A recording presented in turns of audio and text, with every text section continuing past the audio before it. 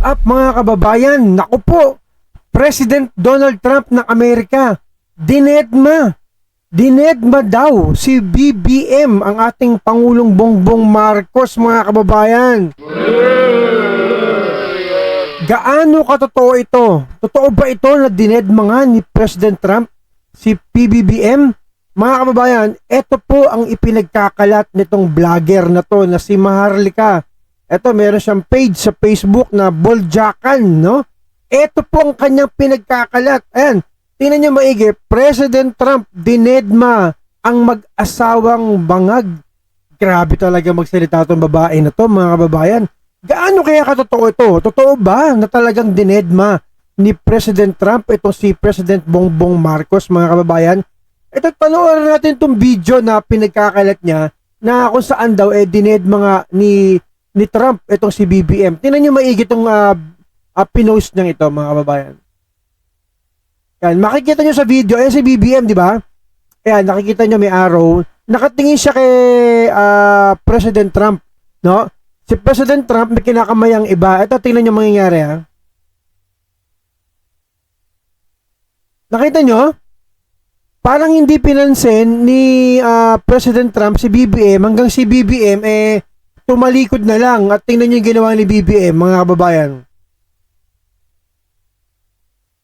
Yung parang lumalabas na doon sa video pinapakita niya parang dahil hindi pinansin ni Trump si BBM parang naghahanap na lang ito ng parang makakausap niya, no? Para hindi siya mapahiya. Tingnan niyo. Tingnan niyo sa baba ng sa baba ng screen. Yung sa baba ng pangalan nitong si Maharlika, yung Boljakan na yan. Tingnan nyo, ang caption, "Look, dinedma ni President Trump ang mag-asawang bangag na naglustay ng pera ng bayan para magpapansin at kumuha ng media attention sa burial ni Pope." Tingnan nyo kung gaano kasama itong ugali nitong babae na to, no? Kung di ka ba naman talaga, naku po. Tingnan nyo yung video, pinapalabas niya na napahiya si BBM. Tingnan nyo maigi. No? Parang naupo na lang si BBM. Ayun sa left side ni BBM, ayan si First Lady Lisa Marcos. Tingnan niyo si President Trump, parang may kinakamayan pa rin siya iba, no? Ayan. Hanggang sa upo na lang si BBM. Tapos tumingin si Trump sa ibang mga tao pa doon sa likod, kung sino man yung mga yan, no? Parang ang pinapalabas nila ay si BBM, hindi pinansin. Yan po yung video yung pinost niya, mga kababayan. Alam natin, ano yan, ito sila Maharlika, talagang mahilig sa mga splice, no, na video. Ayan, no, tingnan niyo maigi. Pero eto ngayon, mga kababayan, no? Pati ba naman yung pagpunta ni BBM doon, ginawa nila ng issue na kumukuha lang daw ng media attention. Ano ba klase pagkatao talaga meron itong mga taong bumabatikos kay BBM na to? Wala na sa lugar talaga, no, mga kababayan? Eto, totoo ba na dinedma ni President Trump si BBM? Ito ang totoo, mga kababayan. Panoorin nyo itong video na to. Same video, hindi po inedit-edit. Ito, makikita nyo rito, mga kababayan, kung ano ang totoong nangyari. Dinedma nga ba talaga ni President Trump si BBM o pinansin niya? Ito, tingnan nyo maigi, panoorin natin sabay-sabay. Ayan, nakikita nyo maraming yan. Ayun si BBM, nandyan, makikita nyo, ayan. Ayan, close up na. Ayan. Nakita nyo? Nakita nyo si Trump at si BBM. Si BBM nakaharap siya, nakangiti.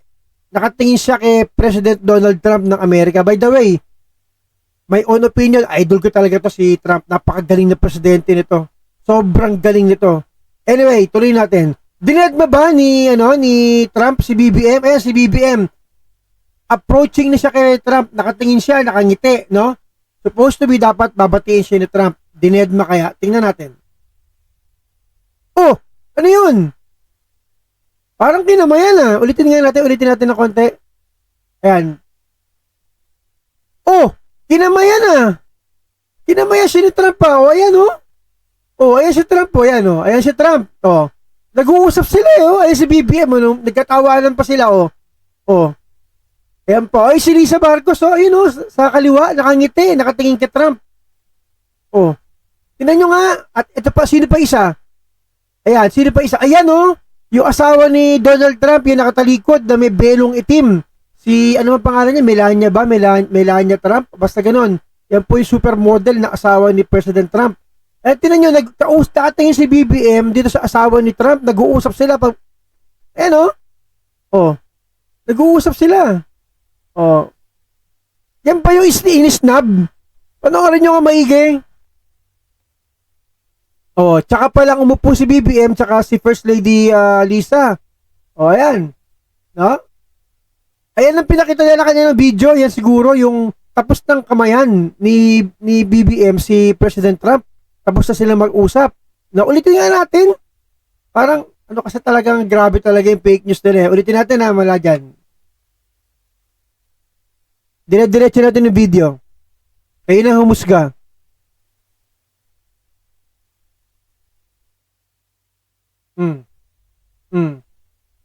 Diba? Nag-uusap sila. Nagingitian. Oh. Nakita nyo? Ay, numupo si BBM at si First Lady dahil tapos na nilang kamayan, batiin at kausapin itong si President Donald Trump. Yan. Alright. Oh. So, totoo ba na dinedma at inisnap ni President Trump si BBM? Hindi. Ano ang totoo? Ang totoo ay eto. Yan ang totoo. Na si Maharlika ay talagang fake news. Isipin mo, naisip mo pang i-edit yung video, ipakita mo, kunwari, na hindi pinansin si BBM. Pero ang totoo, nag-uusap at nagkamayan pa yung dalawa. Gaano ka fake news ng tao na to? Ito rin, isa to sa mga nagpakalat ng pulburon video. Itong si Maharlika na to. Ayan yung Facebook page niya, yung Boljaka na yan, oh. Sino pang maniniwala dyan sa tao na yan? Bobo na lang ang maniniwala sa tao na yan. Talagang wala sa katinuan ng pag-iisip kung sino man ang tao na maniniwala dyan kay Maharlika na yan. At yung maniniwala dyan sa pulburon video na pinakalat nila ni Harry Roque, no? Kabobohan na lang talaga pag naniwala kayo doon at sinakyan nyo yung mga fake news nitong si Maharlika na to na manluloko ng tao talaga itong mga tao na to. Grabe.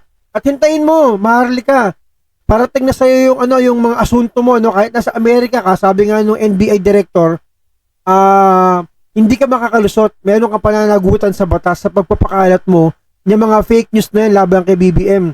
Isipin mo, pati ba naman yung pagpunta ni BBM at pakikiramay doon sa Santo Papa, binigyan mo ng mali siya, ginawa mong issue na para mapansin siya, kaya siya pumunta ron, para kumuha ng media attention, nakasulat niya sa pinost mo. Oh, pati ba naman yun, grabe talaga kayo, wala talaga kayong patawad. Sana balang araw matapos din itong ginagawa ninyong kasamaan na to. Itong kasinungalingan ninyo. Sana balang araw makita rin namin kayo sa loob ng kulungan. Yun lang po mga kababayan. Bobo lang ang maniniwala dito kay Maharlika. Talagang bobo lang talaga.